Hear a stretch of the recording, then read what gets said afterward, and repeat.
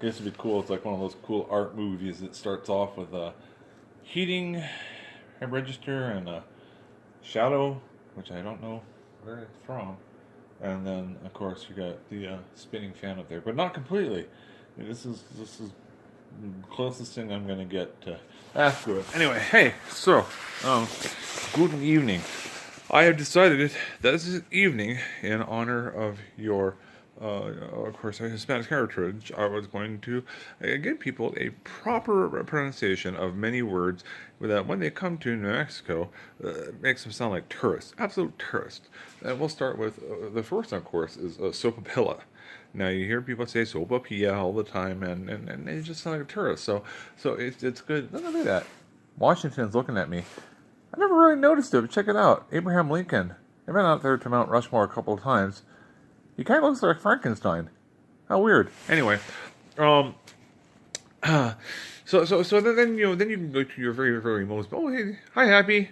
You gonna come out and play, or you gonna just be stupid? You're just gonna be stupid.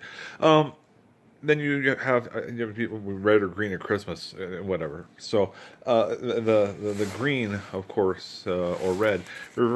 People say Chile, but it's actually Chile, and people sound like a tourist when they call it Chile. It's Chile, and this could also go along with words like frijoles.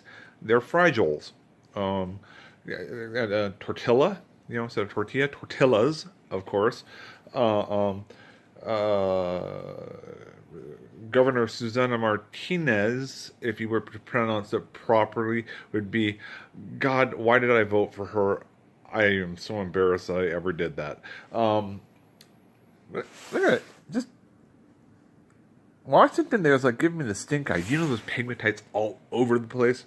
Right underneath the visitor center there, it's pretty cool. The Black Hills is nifty, of course, and then of course the very very favorite one of mine is they're not fajitas, they are fajitas.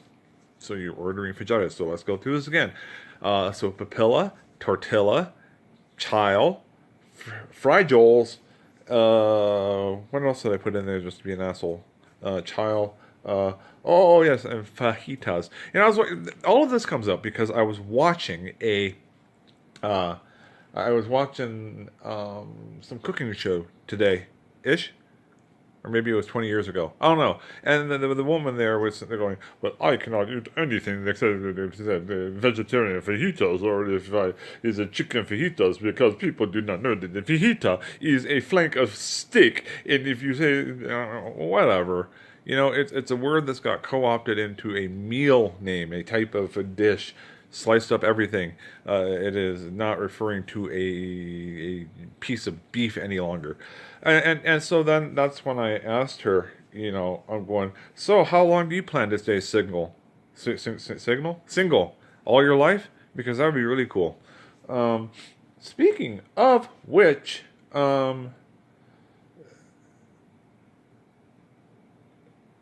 what? Oh no, nothing. So we're gonna be doing some occasional Clare Fest over here. Just because people seem to really like using you as the catalyst to go ahead and start talking about some pretty nifty, deep things that they want to talk about within themselves. And now that we are going full bore with SUTs, stand up to stigma, and oh gosh, you're gonna be so proud of me when I get to this part of it, but that'll be next week after the Thanksgiving holidays. That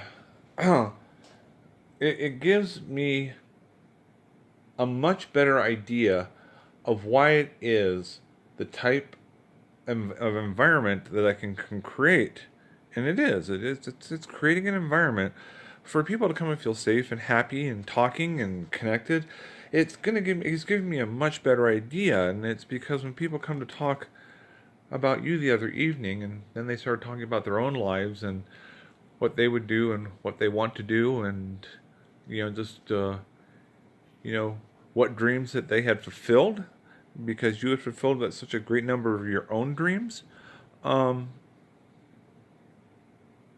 Yeah. So we're going to be doing it more often over here, and I'm kind of taking those mental notes, and I really think that the model of celebrating the life of Clare Castellano, Castellano, is really going to become the model for the support groups that Stand Up to Stigma offers a community. And so there's always something good that comes out of it, honey. Our silver linings playbook, right? There's always that silver lining. You made an incredible impression upon this world, and you don't even recognize how much. And I didn't recognize how much until things started working out better for me again. And so we're going to be having by the way, let you know right now, one of the things that Stand Up to Stigma is going to be doing is we're going to have an annual essay scholarship. It doesn't have to go to behavioral health. It can go to anybody who is of a stigmatized group. As we know, that is what it is. People think too small. But at least one scholarship or a scholarship fund of some sort. Multiple recipients. Not certain how we're going to do it, but we are going to be having the Clare Castellano Memorial Scholarship, and that's going to be given out every year. That was something that we decided upon last night, and it is going to be a reality. And that I think is probably one of the best ways that I can honor the love that you gave me, and also honor the love that you gave the world. So, Diane's very, very, very specific that you can actually hear me, and I don't need to be recording these things. But it's fun to record them anyway, because how else am I supposed to feed into this narcissistic? I mean, I wish this was a mirror and not a camera. It's a, oh Lord, it's hard to be humble when you're perfect in every way. I can't wait to look in the mirror, 'cause I get better looking each day. To know me is to love me, and Lord, I'm a hell of a man. Oh Lord, it's hard to be humble, but I'm doing the best that I can. Hey, I love you, sweetheart. I miss you. I really do. And I don't want to give up on these things just yet. I still feel close to you when I do this. But I am going to tell you one more thing. There was that day when I realized, well, for one, that I was just really, really in love with you.